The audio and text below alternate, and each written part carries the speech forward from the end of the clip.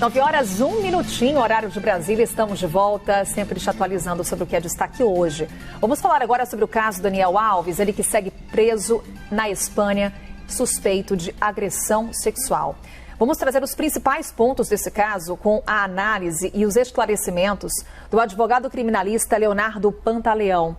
Ele que vai trazer para a gente no que se concentra nesse momento as investigações, como deve se dar o processo criminal sobre as investigações referentes a Daniel Alves. Ele segue nesse momento detido na Espanha por conta dessa acusação, essa suspeita de agressão sexual numa boate em Barcelona. E o doutor Leonardo Pantaleão vai conversar com a gente, esclarecendo os pontos. Daqui a pouquinho, então, a gente perdeu a conexão com o doutor Leonardo Pantaleão. Em instantes, ele vai estar aqui com a gente, trazendo os principais pontos dessas investigações e também como deve se dar esse processo criminal e esclarecer por que Daniel Alves está preso, o que deve ter levado a justiça a tomar essa decisão. Daqui a pouquinho, então, a gente conversa com ele.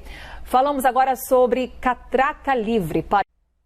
E agora sim, a gente volta a falar sobre o caso Daniel Alves. Lateral direito segue preso preventivamente na Espanha, sem direito à fiança. Vamos falar antes agora com o Renan Fiuza, nosso repórter, que vai atualizar para a gente qual que é a situação do brasileiro de momento. Daqui a pouquinho, então, o Renan vai trazer as informações para a gente. Antes, eu vou conversar, então, com o doutor Leonardo Pantaleão, ele que é advogado criminalista, para a gente falar sobre os principais pontos desse caso envolvendo o lateral direito. Doutor, mais uma vez, muito obrigada por estar aqui conosco. Um bom dia.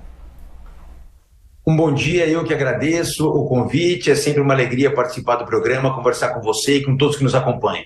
Muitas dúvidas, né, doutor Pantaleão? Inclusive, quando a gente noticiou aqui em Breaking News a prisão de Daniel Alves, muito nos perguntamos com relação aos motivos que levaram àquela detenção. Porque, segundo a assessoria do atleta, vai tentar um novo depoimento perante a justiça para tentar desconstruir essa impressão de que ele poderia eventualmente fugir do país para se frustrar uma aplicação da lei penal. Ela vai tentar amenizar um pouquinho aquele ambiente desconfortável de eventuais contradições no depoimento dele. Então a ideia, num primeiro momento, é fazer com que ele aguarde esse julgamento em liberdade. Caso isso não ocorra, ele pode permanecer em liberdade por um período em prisão preventiva, num período de até 2 anos até o julgamento. Caso esse julgamento, aí sim, não ocorra nesse período de 2 anos, aí ele é colocado em liberdade para aguardar, de fato, uma decisão do Poder Judiciário fora do sistema prisional. Caso condenado, Daniel Alves fica sujeito a qual penalidade, doutor? Olha, considerando a nova lei espanhola, que ela entrou em vigor em setembro de 2022, para esse crime de agressão sexual é uma pena que, a depender das características, das circunstâncias do caso concreto, ela pode chegar a uma dosimetria de até 15 anos de prisão. Essa é uma expectativa pesada, sem dúvida alguma, em relação a esse tipo de comportamento, e é aquilo que deve estar afligindo sobremaneira não só a defesa, mas também o próprio Daniel Alves. Doutor, para a gente encerrar, quero abusar um pouco da sua experiência enquanto advogado criminalista. Diante de tudo que temos notícia, com base principalmente no que a imprensa espanhola vem noticiando, quão grave é a situação de Daniel Alves?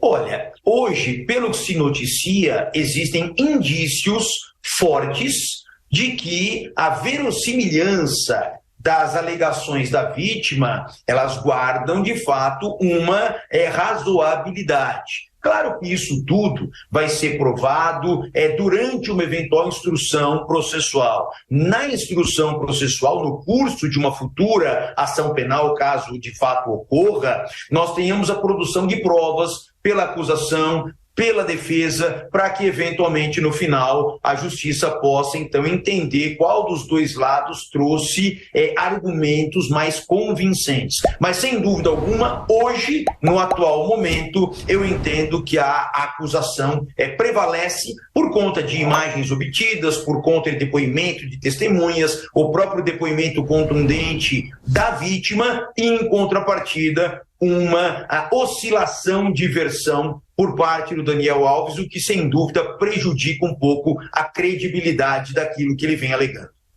Doutor Leonardo Pantaleão, advogado criminalista, nessa conversa conosco aqui no CNN Novo Dia. Mais uma vez, doutor, muito obrigada. Eu que agradeço e até uma próxima oportunidade.